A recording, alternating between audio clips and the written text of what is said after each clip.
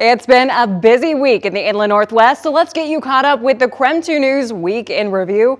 I'm Cody Proctor. Thanks for being here with us. Over the next half hour, we'll take a look back at some of the news you might have missed from the past week. So let's get started with one of the biggest stories from the Inland Northwest. Panhandle Health says this is the first measles case in an Idaho resident since 2023. Now PhD is working to contact people who may have been exposed. As the nation's measles rate surged to numbers not seen since the early 90s, North Idaho is now investigating a case of its own, something that hasn't happened here since 1991. Panhandle Health will now conduct contact tracing, starting by interviewing the patient's family, says Dr. Christine Hahn with the state's Department of Health. Then next, it's like, okay, where else has that person gone out and been to a sporting event? Have they been to a local church? Are they going to school? Kootenai County's positive case comes about a week after PhD reports measles was detected in Coeur d'Alene's wastewater. Dr. Hahn says this indicates the existence of other measles infections. You know, they may be no longer infectious. They may be fully recovered. But we think that, one person doesn't get it from nowhere. There probably is or was someone else with measles. PhD says the MMR vaccine is highly effective. Adding 2 childhood doses are all most people need to be protected for a lifetime. We want to advise people to take this seriously, to look at their immunization records, look at their child's records. Dr. Hahn says Idaho ranks in the national average for babies getting their first MMR dose. But the GEM state stands out with the highest rate of immunization exemptions in kindergarten-age children. So we're at 78% of kids have documented immunity, have the documented 2 doses. That's really low. That's lower than any other state. That other 22%, children who are exempted, may be partially protected with 1 dose or could be wholly unvaccinated. The difficult part is we don't know. Measles symptoms can appear a week or 2 after contact and include high fever, cough, runny nose, red eyes, and the distinctive rash. Shannon Mowdy, KREM 2 News. We confirmed the International Union of Operating Engineers, Local 302, went on strike this morning. WashDOT says this strike is halting 3 major projects that are currently underway in our region, and that includes the North Spokane corridor. Here are the suspended WashDOT projects right now in our area: the North Spokane corridor, Spokane River crossing, and paving projects near Pullman on US 195 and in Chewelah on US 395. To be clear, WashDOT is not involved in the strike. It's contractor employees who are hired on through project bids. Still, WashDOT isn't the only agency impacted by the strike. Spokane County says if the operator strike continues beyond the next 2 weeks, 3 of its projects may be impacted. They include construction on Country Homes Boulevard, Wall Street, and the second phase of the North Hatch Road project. If the strike drags on, the county says it will seriously impact road projects getting the asphalt needed to complete the projects, let alone get them finished before the weather turns. The city of Spokane wasn't able to list specifically impacted projects, but shared a statement saying it's keeping an eye on the situation and will post updates and make adjustments as needed. The strike also impacts Idaho Transportation Department projects in North Idaho. These are the projects ITD says involves operator work, which will likely face delays if the strike continues. I went to the union office in Spokane this afternoon, and while leaders there said no comment, I did see several members leaving the building with picket signs in hand. Amanda Rowley, KREM 2 News.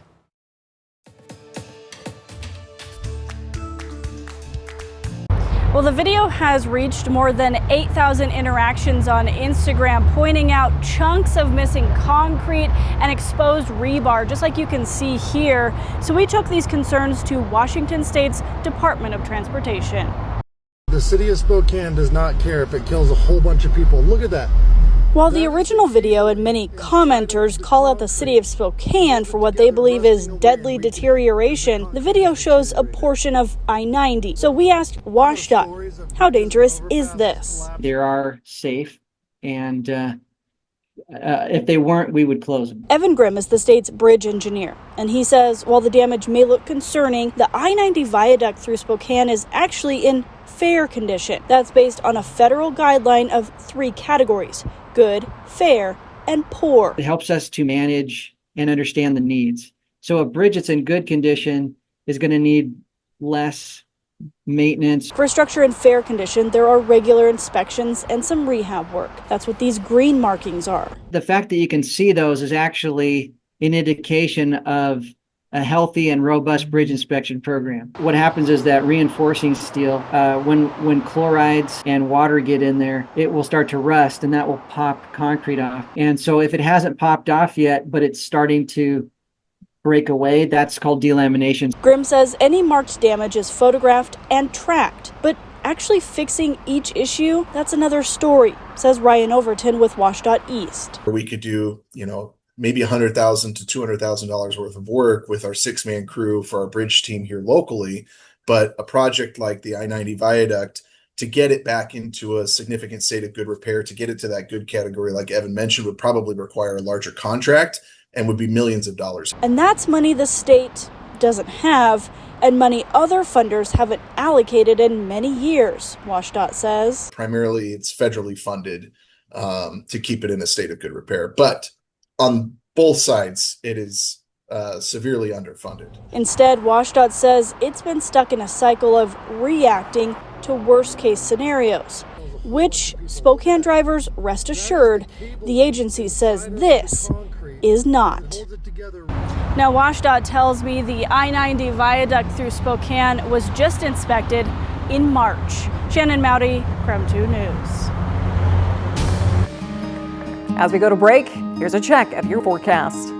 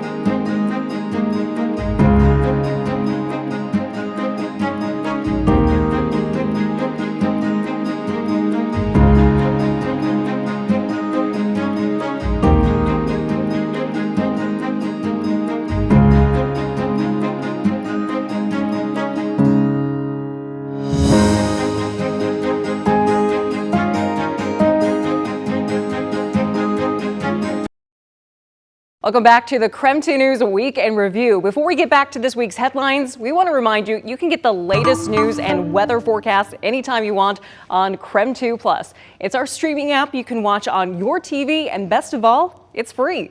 We hope you'll check it out, but now let's get back to the Week in Review.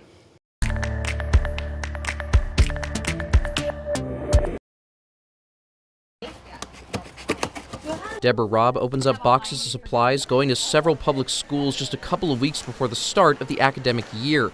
She works for communities and schools of northeastern Washington. The nonprofit helps different schools with supplies and underprivileged families. She says the need is greater this year due to higher prices. Things like pencils, crayons and markers are more expensive, and we've reduced our overall supplies that we typically order to accommodate for the lack of donations that we've received. She says 24 packs of pencils are up by $2. The price of a 24-pack of crayons last year is now the price of an 8-pack this year, and packs of markers are up by 50 cents. Those increases, among others, are forcing the group to make some tough decisions. We really have to figure out what are the most important tools that kids need for school. Right now, she says that means prioritizing items like cleaning supplies for the classrooms and backpacks for underprivileged students, while having to leave out items like highlighters and rulers. And starting this year, Robb says the nonprofit's expanding its services in Stevens, Ferry, Lincoln, Adams, and Whitman counties as well. That's roughly 5,000 more students they're serving. Despite higher prices, Robb says the work needs to be done. The rural counties have high needs as well, and they have fewer resources than the students and families in Spokane have. Despite the financial challenges, she says they're not stopping the organization from giving their all to help families in need. She encourages anyone who can donate to do so and says a little goes a long way. We know how to stretch a dollar. So if you give us $20, we're going to get quite a few supplies with that $20. Connor McAvoy, And a lot KREM of 2 kids News. are going to have their backpacks filled with that. In 2 weeks, Meade Education Association members say teachers are set to return. But before reaching a deal with the district, they say teachers need more support in the classroom. It's a bargaining battle up until the last second. 675 educators that make up the Meade School District have been waiting since May to negotiate a new teaching contract. The Meade Education Association says teachers have excessive workloads and stated in some cases there is 1 teacher to 30 students, and those students all have specific learning needs. What do we want? A fair contract! When do we want it? Now! Student safety and increasing support for special education are some of the other requests teachers are putting on the table for the district. We are being asked to do more with less, and we are here for our students. We love our students. We got into this business because we love our students, and we want the district to recognize that we can't do the job that they are asking us to do. In response, the Meade School District said in a statement, "We remain optimistic about the progress we've made and are committed to reaching an agreement that supports our educators, sets our students up for success, and upholds our responsibility to be good stewards of taxpayer dollars."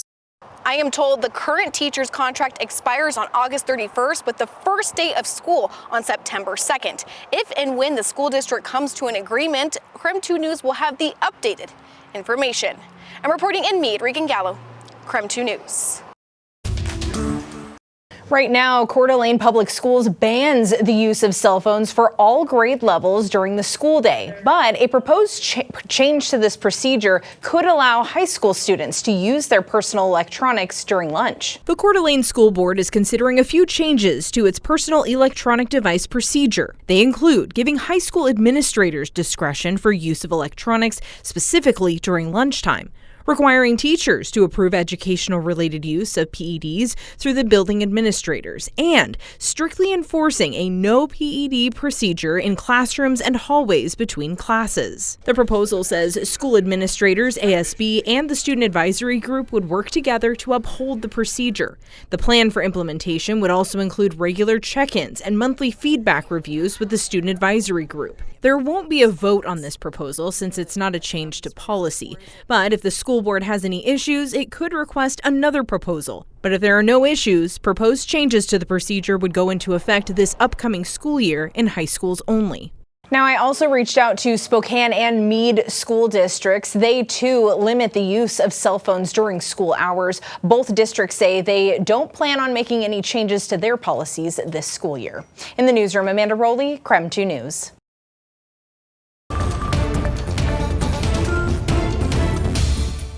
Hello, I'm Cody Proctor. Thank you for joining us here on KREM 2 News. You're watching the Week in Review, where we bring you some of the biggest news stories of the past week.